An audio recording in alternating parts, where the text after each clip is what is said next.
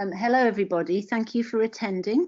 In this next session, I'm going to take hopefully 20-25 minutes and walk you through aspects of the core data resources, deposition databases, the elements of the application process, the review process, the notification process, and what follows on from there. In the view that I have, I can't see the questions, but Prem will be tracking them and there'll be plenty of opportunity to ask them afterwards. So let's get going. What are the ELIXIR Core Data Resources? They are data resources, databases that are of fundamental importance to the way that we do our life science bioinformatics. The word fundamental is important in that phrase. They need to be of relevance to the broad life science community and have a strong incentive and operation in terms of the long-term preservation of biological data. They need to be of broad scale because they need to apply across a broad swathe of bioinformatics, and they need to be authoritative. They need to be respected within the field as reliable, high quality, scientific quality of service. I'm going to be walking through all of these as we go forwards. They tend to be well known within the life science community, and they also have visibility with funders, journals, data policies for journals. They operate at that level of visibility. They are well maintained with a professional service delivery plan, and there needs to be life cycle management processes and a clear understanding of the way they sit with related data resources, open and transparent in all those respects. They, so as I just said, they exist within an ecosystem of databases, and they may specialize in a particular scientific topic. The reason that they've been defined within ELIXIR is because they're of relevance for working from the bottom up here, driving efforts towards long-term sustainability to maintain the data infrastructure. As such, they are part of the backbone of the ELIXIR services portfolio, and the ELIXIR mission is building that sustainable infrastructure for biological information across Europe. And having the core data resources identified makes it much more a tractable problem to argue that case for long-term sustainability. The core data resources are important for science policy, driving long-term preservation efforts in the context of access to biological data. And because of their quality and standards, they build trust across a broad user base and provide signposts for new or occasional users so that they can have confidence that they're using authoritative and well-regarded data resources.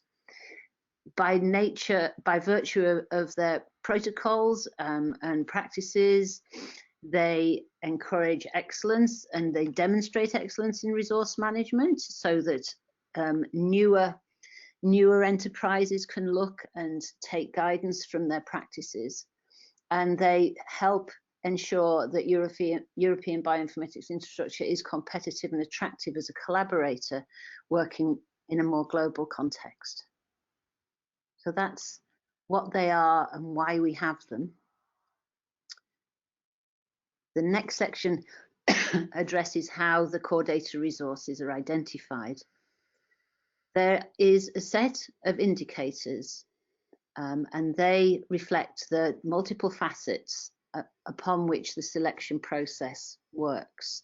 There's an article in F1000 Research, and the URL for it is there. It was published in 2016, that outlines in some detail all of this next section all of the different classes of indicators and what each of them is about. But they fall into 5 groups: scientific focus and quality of science, the community served, the quality of service, the legal and funding infrastructure and governance, and the impact and translational stories that they enable. And we'll look at these, we'll pick these apart in the next section of the talk. So for scientific focus and quality of science, this is about the inherent scientific quality of the resource, the nature and quality of the resource, its uniqueness and comprehensiveness. And so the indicators here fall into 4 groups. Part of this is descriptive, simply knowing whether it's a deposition database or a knowledge base, or both. In this section, there can be a specification of the scope of the resource, a statement of how it sits internationally, and a statement of the staff effort. So this gives us a feeling for the scale of operations of this data resource. The second set of indicators are concerned with the community. So in this case, how much is the resource being used? And this is measured via access stats from web browsers and other methods such as APIs and FTP and things like that. We also ask for a statement of potential usage in this section. That is usage over the web. Then we like to know about the impact of the data resource in the scientific enterprise, and that is measured through citation in the literature, both of the resource name and of the data, citation directly to the data that the resource includes via accession numbers, that sort of thing. And then in terms of the community that it works within, which other data resources depend on this resource and vice versa, on which other data resources does this resource depend. The value is greater if it sits well and is integrated well in the community ecosystem of data resources that we all work with. The third set of indicators are concerned with the quality of service, service levels and reliability. The indicators here cover, for example, the use of persistent and unique identifiers, the scale, how many entries are there, how many depositions are there if it's a deposition database, the technical performance, uptime, response time, and within here also backup plans, disaster recovery are the kinds of things that you can include in this section when you make your application. We ask about community recognized standards for metadata, links to documentation of provenance, data availability in terms of what access is available and what formats can the data be retrieved in. And then there's the sort of the human side of support for people using the database, help desk. How is user feedback gathered? How is the feedback that is gathered? How is that acted upon? What training opportunities are there? And all that kind of stuff. The fourth set of indicators are to do with legal and funding infrastructure. This is about how well supported the data resource is. Is there a scientific advisory board? What are the arrangements for that functionality? What is the legal framework supporting the open science initiatives? What license is there? Is there a license? What is it? Is it easy to read? Is it easy to find? Is it easy to understand? What is the privacy policy and the ethics policy where those are relevant? And then what have been and what will be the arrangements for support and funding for keeping the data resource going? And the final set of indicators are to do with impact and translational stories. So how do we know that this resource is meeting the objective of the scientific community that it serves? What would happen if the resource went away? Have you got examples of how the data in the resource has been used to accelerate science beyond that which, beyond for example, the scientific literature? How has it helped beyond that? And translational data. These ones require a certain amount of imagination and creativity to be able to express these concepts. Translational data is the data resource mentioned in any patents, is a very direct measure of that kind of thing. Excuse me. So that section there was a trot through the 5 categories of indicators upon which the core data resources and the deposition databases are selected.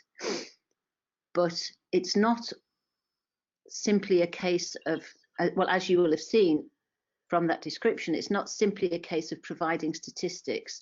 The indicators support expert judgment. Not all the indicators are quantitative, but all the indicators are used to inform a peer review process.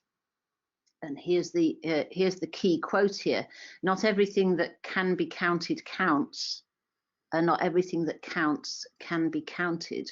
So in the face of the information that you're going to be providing as part of the application process, human beings review the application and come to a holistic view of the characteristics of the resource and the relevance to being a member of the core data resource or the deposition database collection. So the first round of core data resources, the selection process began in 2016 and ran to a conclusion in July of 2017, whereupon there was this news announcement announcing the first set of core data resources. And you'll notice that by the time we'd got there, it wasn't just core data resources, it was also deposition databases. The current set of the core data resources is shown on this slide, and the web page is given in the bottom right-hand corner of this slide for you to look that up yourself. There are currently 19 of them. And then there's, so by looking at this list, this helps convey the standard and heft of the data resources that are successful in applying to join the core data resource list, which is educational in itself. For those, I'm just advertising here, we made a high-level introduction to these for use for teaching purposes, and there's a link there to the slides for those. We also defined the deposition databases as part of that first round of selection. In that first round, there were a great many applicants, and we realized there was an unmet need that had not initially been anticipated.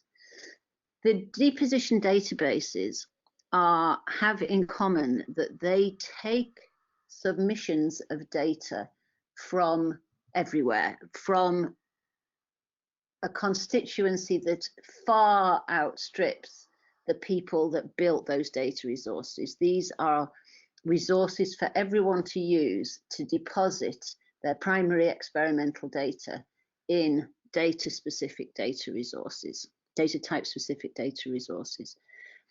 These are useful to funders for citing in their data management plans, and for journals, for publishers who want to be able to direct people towards repositories of records for specific kind of data in line with their data access policy stipulations.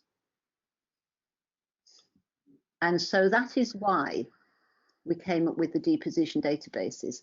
There are databases on this list that are not on the core data resource list. And the reason for that is usually that they're too early in their life cycle or not of big enough scale to qualify as core data resources. But in terms of the quality of their service, their technical performance, their architecture, their scientific advisory boards, they also meet those requirements. And so that is why we felt the need to carve out this slightly tangential list, which overlaps with but is not completely included within the core data resource list.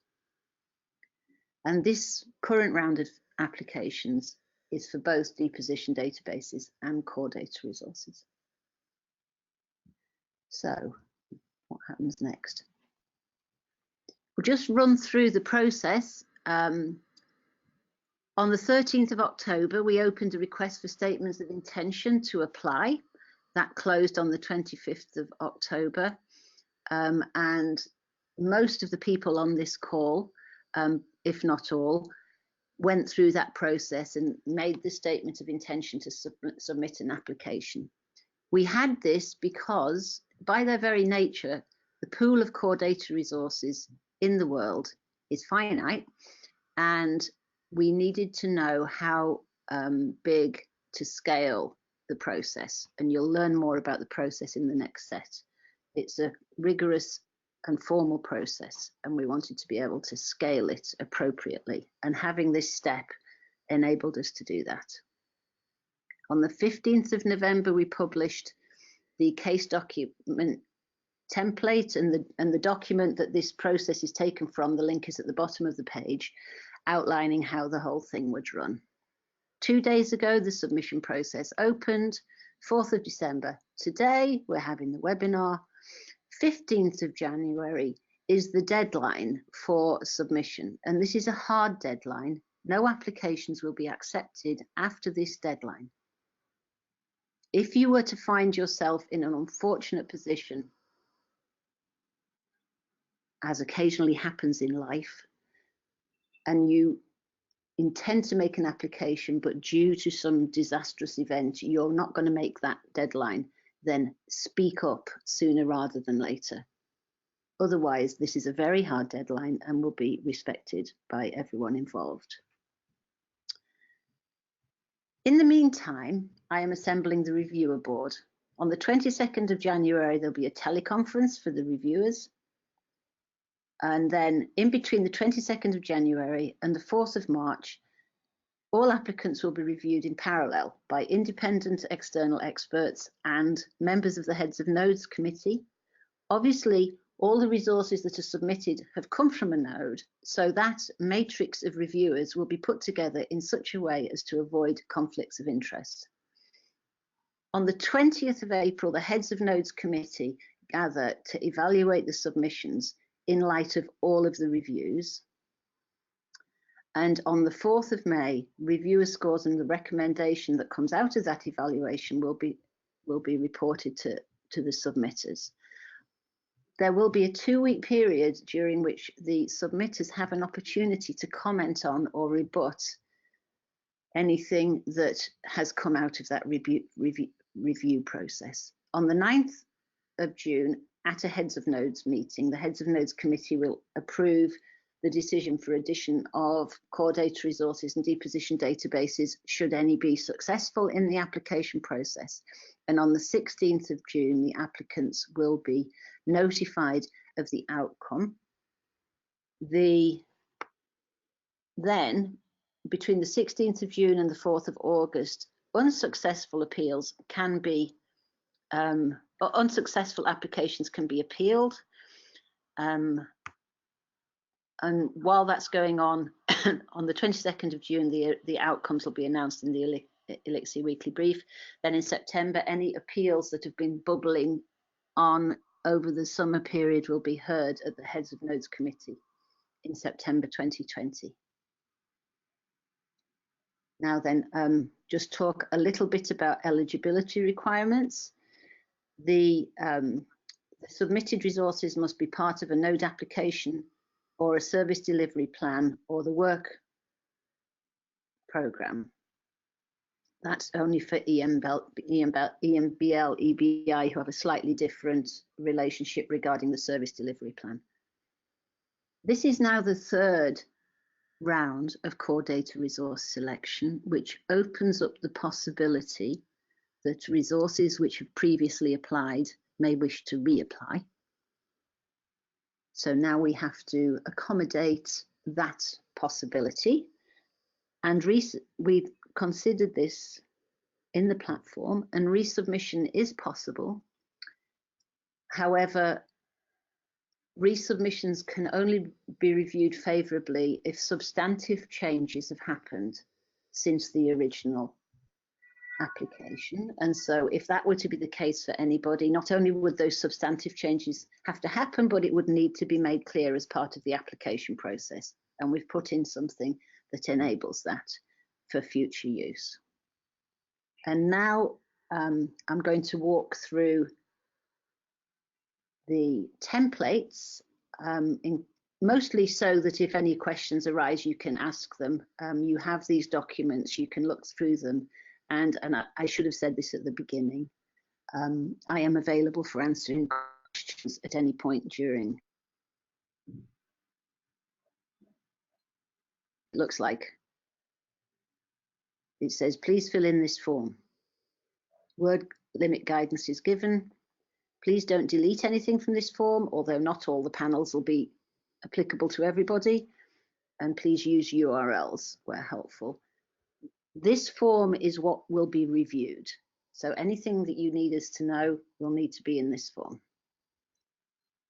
This mirrors the part where I talked you through the indicators earlier. The first section is scientific focus and quality. We're looking for statement of deposition database or knowledge base, a description of the scope, a statement about the international dimension. There's a table for filling in the FTE effort. And so I should say here, this is the first of these tables. We're collecting data retrospectively, 2015, 2016, 2017, 2018. Fill in as much of this as you can. We need several years because we need to see the stability of the usage and the maturity of the resource. That's why we ask for 4 years. And 2019 isn't finished yet, which is why it isn't on there. In this section, community, this is about usage. The panel that I'm showing is the top panel, accessed via a web browser using web analytics, for example, Google Analytics. And then not everybody has Google Analytics for their resource. So there's another table where if what you have is log analytics, you can fill in log analytics, unique visitors, hits, sessions. If you're using log analytics, then a statement of the particular technology is helpful also. Then we continue down the community section, data downloads, FTP or via APIs across the years in question. And for all of these, it's average monthly thing in those years. So we're looking for monthly numbers in each of those years. In the next section, usage in research is measured through citation in the literature, resource name mentions. We've put Europe PMC here rather than using Google Scholar. Citation of the resource name. This is sometimes easier than others. Citation of accession numbers. And so that's what this table is about. Then also we ask for key publications describing the resource. And so, for example, when we say key publications, we're talking about publications that are about the resource. So the archetypal publication in this list is the kind that appears in the nucleic acids research database issue. That's really the kind of thing we're looking for here. Whoops. Sorry about that. And then the community indicator D, dependency of other resources. Do other resources depend on the resource described here to provide that service? And list or provide a diagram, whichever works best for you. Quality of service. Identifier use. Does the resource provide persistent and unique identifiers, maximum 100 words? Obviously, it's only one word to say yes or no. But if you say yes, then a description of what those identifiers are is helpful. data throughput, and this is about cumulative total number of entries or depositions or records processed or whatever it is that counts for your resource in 2015, 16, 17 and 18, and if you have it total size in gigabytes. Technical performance, percentage availability per month over the past 12 months, and response times, information on those is requested there. Use of standards, so that's as described there, Miami JATS ontologies, and if possible a link to documentation. Links to documentation of provenance, does it relate to the primary literature for provenance, and examples are very helpful. Data availability, what data sharing services are there, what data sharing formats are there. The implication here is that all of these things are good, and the more of these things you can include or be clear about, the better. Customer service, help desk, is there one? And how does that work? User feedback, does the resource seek user input and respond to it?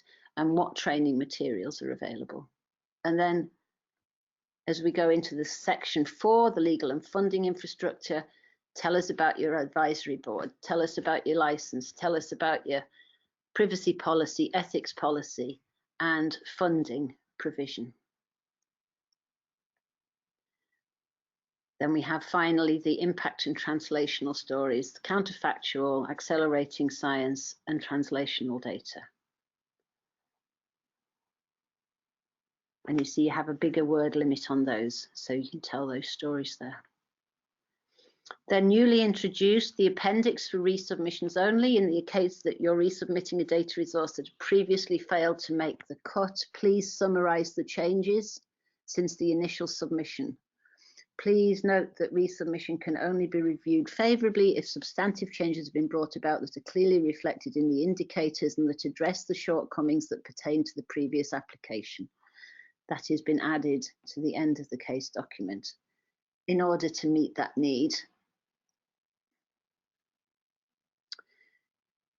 So the important thing for people who are, most important thing for people who are submitting a resource in this round of selection is that applications are open now until the 15th of January. The case document must be completed. You can write to core resources at elixireurope.org with questions or to me directly. Completed case documents must be submitted either by the head of node or by the application coordinator with the head of node in copy to that same email address. And the deadline, as I've mentioned, but we'll mention once again, is the end of the 15th of January. A few words about the review process.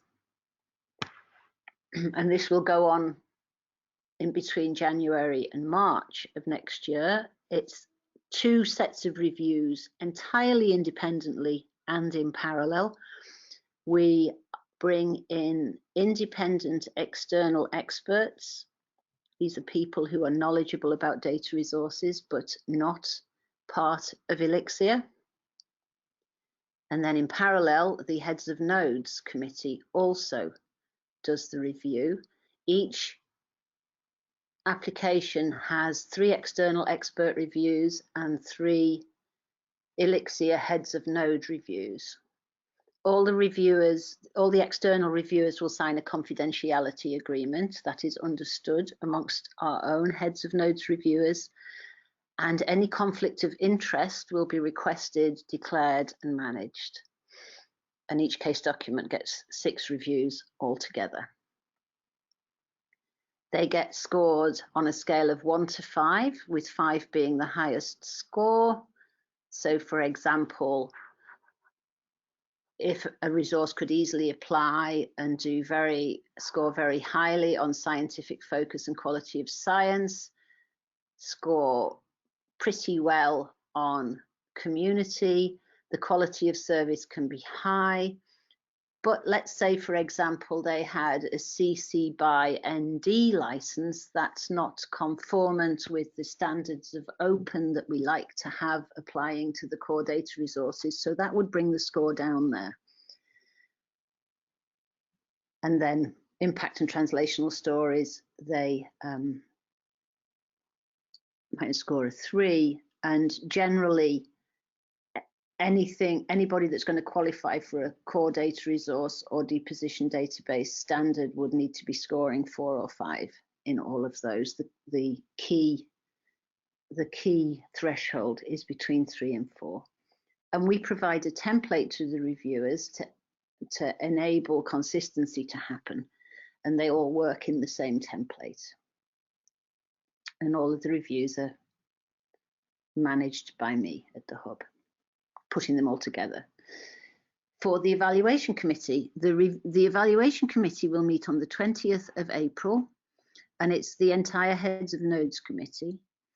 Each candidate resource, so for each resource, a rapporteur is selected, and the rapporteur reads all 6 reviews and considers how they sit with respect to each other and how they add up to a complete story. There's a second for that. So as well as there being a rapporteur, an additional head of nodes person also reads all those 6 reviews, because then they can clarify, between the 2 of them, they can work through anything that they feel is problematic or they don't quite understand or whatever. And on the basis of the 6 reviews, and the 2 evaluators, one of which is a rapporteur, and the committee as a whole, they come up with consensus scoring across the full body of applications. And the outcome of that meeting is that we come away with a recommendation of additions to the list for the core data resources and deposition databases, I should say. And then you get, each of you who's applied will get a report on the basis of that meeting. The target date for that is the 4th of May, and that's when you get to respond to it. If anything, in the event that any statement is misguided or you see that there's been a misunderstanding, there is an opportunity there to clarify. And then then the conversation goes on around anything arising out of that. And the recommendations then are presented to the heads of nodes committee meeting for formal approval on the 9th of June. There would be an announcement of additions in the ELIXIR, if any come about, in the ELIXIR weekly brief and as an ELIXIR news item.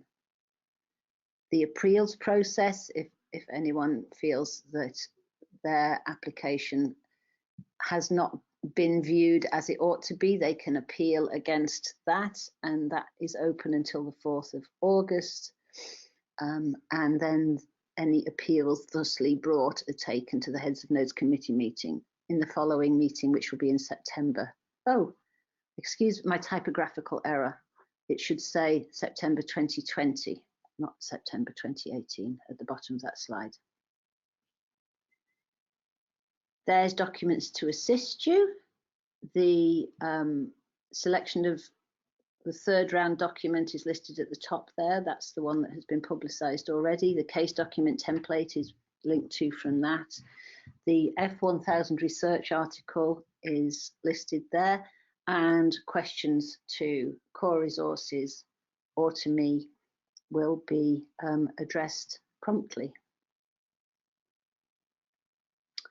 And now, Prem, we can open the floor to any questions that have come in while I was talking. Thank you for listening. Yes. Just keep in mind that you have to unmute your microphone before speaking. So you can now do it in the control panel. Just click on the microphone icon on the control panel.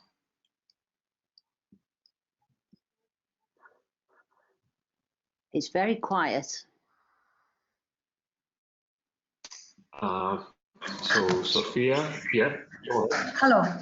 Thanks a lot, Rachel, for this interesting and talk that clarifies a lot of questions we had. I would like to ask some more questions, please, which pertain to some of the indicators that you mentioned. Imagine that a resource does not follow all the indicators that you presented. Does this mean that eventually the resource will have to follow all of them? I presume that is to some extent impossible to do it by the 15th of January. But in the long run, in the long term, would it be at least advisable to follow all these indicators, or do you have any comments on this? And I have a second question. I was wondering whether I ask it now or I let you answer this and I come back. Why don't I answer that one and then Sure. you can ask the Sure. second. Thanks a lot, Rachel. We've got about 15 minutes, so we should be able to do both. So I've put on the screen, I think, the page about the community indicators. So it might be, for example, I think what you're saying is you might not have numbers for all of these. You might not have numbers for all of visits per month, unique visitors per month, and page views per month. Or you might have visitors per month, but not have hits per month, or not have sessions. In these cases, what you do is you provide the information that we have. We will need information on how much the resource is used, how heavily it's used by some measure. Oh, hang on a sec.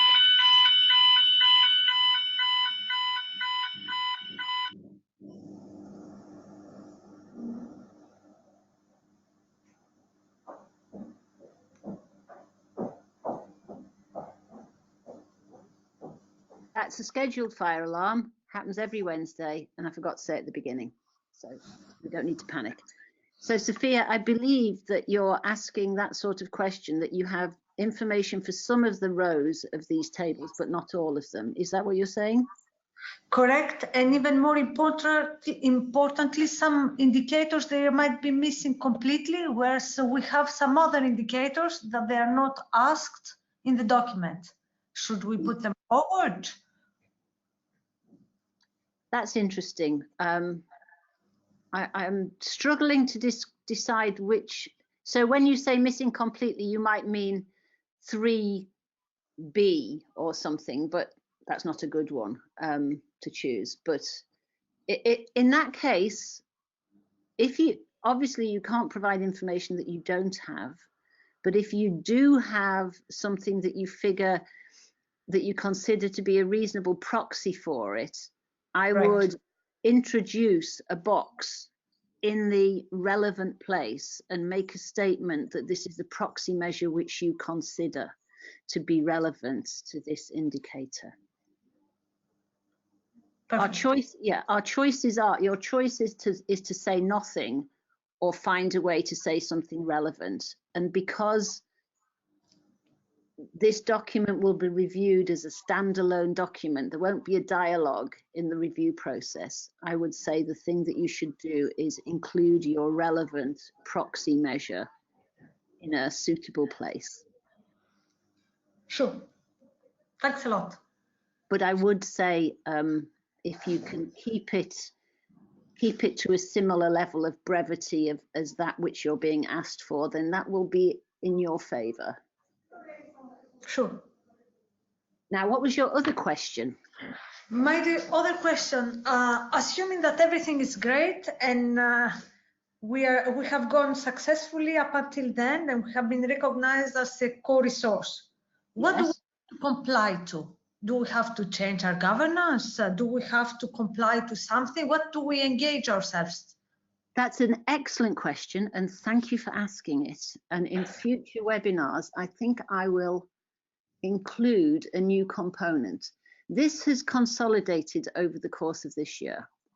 So you, as part of this process, you're filling in, the one that's on the screen isn't a bad example. You're filling in some quantitative data about numbers of visitors, numbers of downloads, size of the data resource in gigabytes, those sorts of things. We collect those data annually.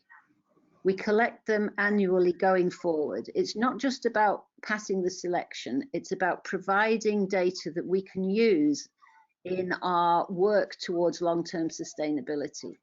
And so we have something that we call the annual indicator monitoring. In Q2 and Q3 of each year, we collect those stats for the previous year. Every year we do this. We go to all the data resources. So one of your responsibilities as a core data resource or a deposition database is to respond to my request for information each year. And that information is looked after at the hub. It's politically sensitive, and so it's very closely guarded. What we do use it for is, we use it in several ways. We amalgamate it to be able to report on the characteristics of the core data resource group as a whole. And there is a bioarchive preprint, which is edging towards being a proper publication. So it's in the review process, which produces graphics, which includes graphics produced from this data.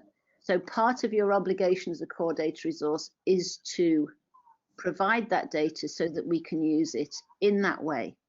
We also need to look after the core data resource and deposition database list, because data resources have a life cycle. And sometimes the technology moves on and the data resources change. And we can't select a list of core data resources and then not monitor it to make sure that they're still relevant and still foundational and still pivotal to the way that our science is being done. So the stats that we produce, that we gather every year, become part of annual indicator monitoring, and we look at them every year and say, is this data resource still a superstar? And is it still behaving in the way that it was when it was initially selected? That process is done at the hub, and a report is made to the heads of nodes. The first round of that has happened this year, and the report will be made to the heads of nodes meeting tomorrow. Happily, and entirely as expected, all of the resources are continuing to do as well as they were when they were originally selected, and continuing to perform at that high level, and so there are going to be no changes. There are no changes suggested by the data that we have now. That happens every year, and then every 3 years there's going to be a formal periodic review where that question is asked quite strictly, not just by looking at a few of the quantitative indicators, but a review of the whole thing. And the first round of that is due to happen next December, and the annual indicator monitoring reports will be one component of what's looked at as part of that process. So the responsibilities are, you continue to provide your quantitative indicator data. ELIXIR gathers that, uses it for annual indicator monitoring just to keep an eye on things, and every 3 years uses the information as part of a formal periodic review, which you will participate in. A data resource that's in the lists every 3 years will have to participate in the formal periodic review process by filling in another form. So those are the responsibilities. We have something called the Core Data Resource Forum, which meets by teleconference on an as-needed basis to discuss matters arising, and attendance at that is very welcome. Does that help? Perfect. Thank you very much. It's much clearer. Great. Anyone else?